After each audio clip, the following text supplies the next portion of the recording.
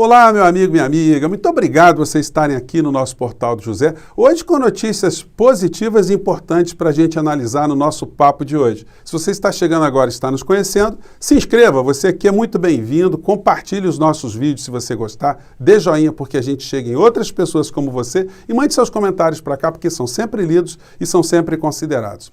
Gente, quando nós analisamos a realidade do nosso país, muitos de nós ficamos tristes, abalados, às vezes sem esperanças. Eu recebo muitos comentários aqui no nosso portal de pessoas que já viveram muitas coisas na vida, no nosso país, e nunca viram uma situação como nós estamos vivendo agora. As pessoas, quando estão diante de um governo que é comandado por pessoas que a sanidade mental é questionada, a moralidade, o antinacionalismo, a violência comportamental é a tônica, realmente a gente fica muito preocupado. Sobretudo quando a gente vê esse comportamento reproduzido em pessoas que estão próximas de nós. Pessoas que parecem não estarem enxergando os preços nos supermercados, o aumento do combustível, a perda de direitos, o fim da aposentadoria, o aumento da energia, o aumento das tarifas, enfim. E de não estarem percebendo que tudo aquilo que o Brasil construiu enquanto pátria, enquanto nação, está sendo entregue por negociadores vigaristas de todos os níveis. Quando a gente olha exemplos do nosso vizinho, é possível a gente ter mensagens inspiradoras de redenção. Se alguns povos que passaram por guerras, cataclismas, ditaduras, conseguiram dar a volta por cima, por que nós não poderemos também fazer a mesma coisa? Quando a gente olha para o povo chileno, que no dia 11 de setembro de 73 teve um golpe militar apoiado e inspirado, pelas agências de Estado norte-americanas, pelo sistema de inteligência norte-americano, pelos grupos financeiros, grupos empresariais norte-americanos e transnacionais, é possível a gente ver que quando eles fizeram isso, implementaram uma ditadura sangrenta e deram a volta por cima nesse momento, que é possível que a gente consiga fazer isso também.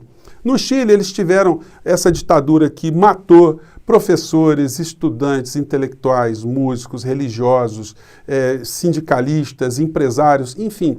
Foi uma forma de massacrar qualquer tipo de reação ao roubo que começou a acontecer no Chile, comandado por um ditador sangrento, um ditador corrupto, assassino, e que teve o apoio, inclusive, de pessoas de outras nacionalidades, dentre elas o nosso atual ministro da Economia, o senhor Paulo Guedes. Não devemos esquecer que Paulo Guedes foi um auxiliar do governo Pinochet na área econômica que ajudou a assaltar o povo chileno.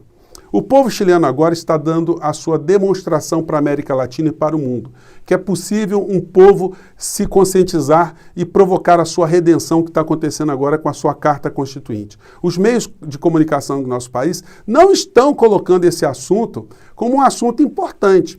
Mas vamos lembrar que esse processo constituinte no Chile deu apenas 21% dos votos para a direita. 79% dos votos para a Constituinte chilena são de grupos de centro-esquerda, de esquerda e de pessoas independentes. Então, a perspectiva de se ter no Chile o sepultamento, que é óbvio, da ditadura Pinochet, da Carta Constitucional de Pinochet, por uma Carta Constitucional que resgate direitos sociais, a soberania do povo chileno, é uma coisa extremamente importante e marcante.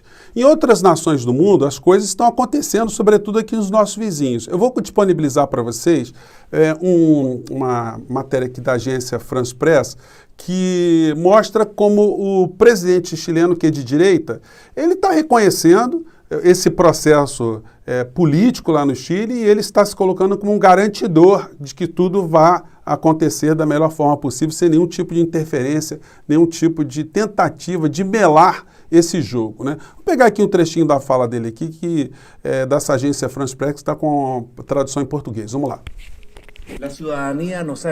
Nestas eleições, os cidadãos nos enviaram uma mensagem clara e forte ao governo e também a todas as forças políticas tradicionais.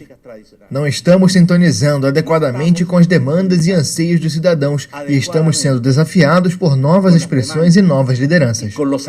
Ele fala assim, estamos sendo desafiados, não, estamos sendo derrotados, Mas, enfim, é uma demonstração muito bacana e inspiradora do povo chileno para nós aqui no nosso país que estamos vendo as coisas que estão acontecendo.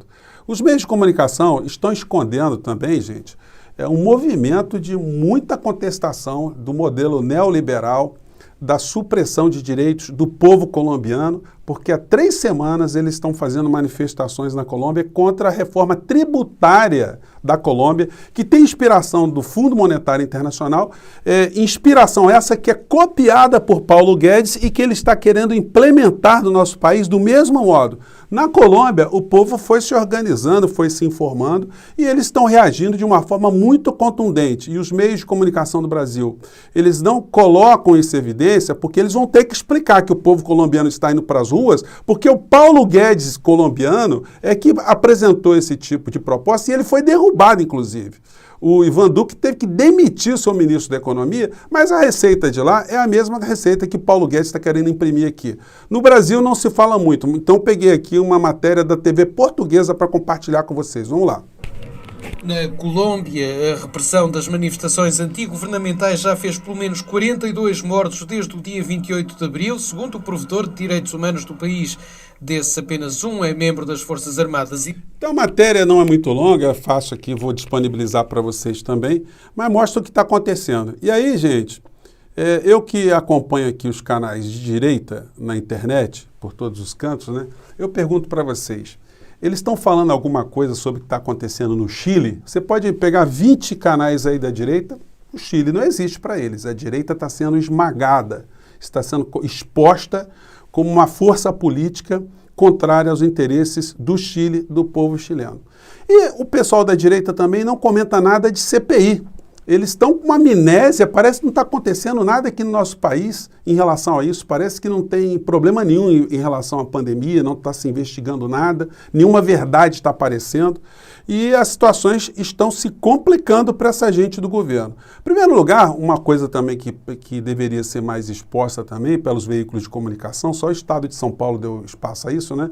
É o questionamento junto ao Supremo Tribunal Federal, numa ação, e o presidente vai ter que responder, porque não é um papelzinho, é uma ação, alguém vai ter que se manifestar, que questiona a sua sanidade mental para chefiar o nosso país. Uma situação sui generis, que eu já coloquei para vocês no nosso outro vídeo. Se você não assistiu, clique lá e assista, porque inclusive está o link dessa ação aqui. Então, no momento que está acontecendo isso, outras situações vão se somando e vai provocando também um desgaste muito grande daquilo que ainda resta de gente que apoia o Bolsonaro ou o bolsonarismo de uma maneira geral. O Queiroga tinha ido para a CPI e tinha dito que não podia falar de cloroquina e tal, apesar de ser médico, né?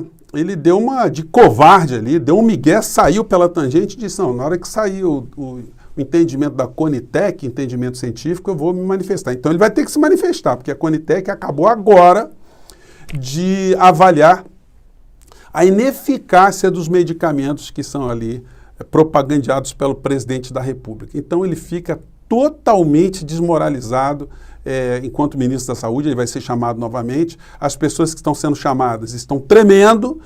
Todo mundo, eu recebi muitos comentários assim de vocês, dizendo que o Pazuello vai ter que ir de fralda geriátrica porque ele está destemperado, ele está passando mal, ele está com medo, ele está com pânico e ele vai ter que entregar o Bolsonaro.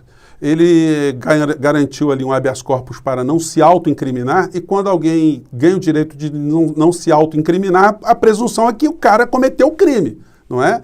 Então, ele não poderá se autoincriminar, terá esse direito, mas ele vai ser obrigado a dizer coisas ali nessa CPI. E quando a gente vê qual é a impressão de partes das Forças Armadas sobre o comportamento do Pazuello do governo Bolsonaro, a gente chega aqui até essa fala aqui do general Santos Cruz.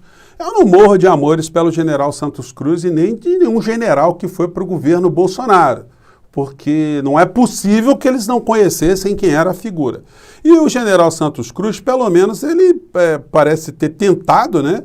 E se deu conta que estava ali junto com insanos. E aí ele faz a advertência aqui, de uma forma muito consciente, da visão que ele tem sobre parte desse processo aqui. Eu quero compartilhar com vocês a fala do Santos Cruz. Vamos lá. Acima de tudo, a falta de liderança, de não saber conduzir o processo, de não querer conduzir o processo e a permanente sabotagem e tentativa de desmoralização de todas as medidas tomadas. Até onde vai a responsabilidade do Pazuello por essa por esse desastre aí que é a administração da pandemia, porque você tem uma autoridade que todo dia tenta desmoralizar a vacina. Não tem problema você aproveitar alguns militares para o seu governo. Não tem problema nenhum. Você tem algumas pessoas que têm capacidade para auxiliar num plano de governo. Mas você não pode deformar a representação social nos diversos escalões. A percepção da população é de que a Força Armada está comprometida com a prática de governo, e uma prática de governo que não tem nada de admirável, né? Bom, gente, vou colocar essas falas aí do Santos Cruz também, para quem quiser ver na íntegra, também não é muito longa, a fala dele, 3 minutos e 24 segundos, né? Mas isso nos dá bem a dimensão do que está acontecendo. Amanhã nós teremos a fala do Ernesto Araújo, ele vai ser uma das pessoas que foram arroladas aí como capazes de informar o que aconteceu no nosso país. E promete a fala dele porque acaba virando charge para cima e para baixo. Quando você pesquisa o Ernesto Araújo, o que mais você acha são charges por conta do comportamento dele. Uma pessoa que disse que Trump era o representante de Deus na Terra, enfim, e ele vai falando coisas muito fora de qualquer padrão psiquiátrico. Evidentemente, essa sessão de amanhã promete ser um divertimento, porque a gente vai estar ali diante de conflitos de percepção da realidade. Você vai ter pessoas falando de uma realidade, você vai estar com uma pessoa respondendo sobre outra realidade. Vamos ver qual será o nível de devoção do Ernesto Araújo para com o Bolsonaro, porque ele demonstrou uma certa mágoa, uma certa decepção por ter se demitido do Ministério das Relações Exteriores ou das Relações Extraterrestres, né? E aí, se você dá uma navegada, você vai achar a charge do Ernesto Araújo, só a charge ridicularizando. As charges, normalmente, elas são muito cruéis, né? Porque a forma mais corrosiva de crítica é através do humor. Essa aqui, ele de capacho, né? Do Mike Pompeo, quando veio no Brasil, ele sendo atropelado aqui. Uma outra charge aqui, ele no colo do Olavo de Carvalho, o seu guru. Ele aqui de templário, né? Defendendo sempre coisas místicas. Ele aqui com várias patas, né? De cavalo, nessa charge aqui. Essa aqui com uma bandeirinha dos Estados Unidos cravada no foreves dele, ele de 4 patas ali, né? Enfim, outra aqui ele se descarregando, né? Se é que a gente pode usar essa expressão, ele se colocando na descarga ali com os livros do Olavo de Carvalho, e aqui ele como homem das cavernas, né?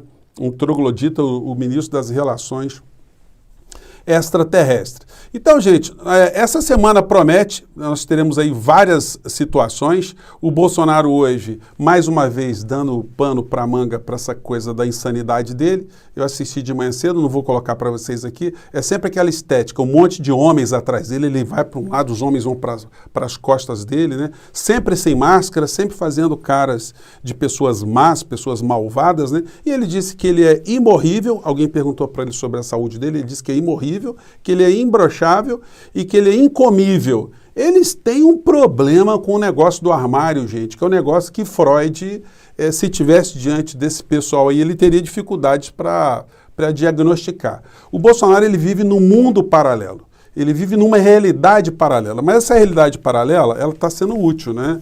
Ela é útil porque, como eu digo a vocês, enquanto nós estamos aqui preocupados com os loucos, com os devaneios, com as vigarices, eles continuam a fazer negócios. E os meios de comunicação, fica claro para a gente porque que eles não aprofundam críticas em relação ao Bolsonaro, em relação à governabilidade. Eles ainda não colocam impeachment enquanto uma bandeira fundamental para salvar vidas no nosso país, porque eles estão fazendo negócios.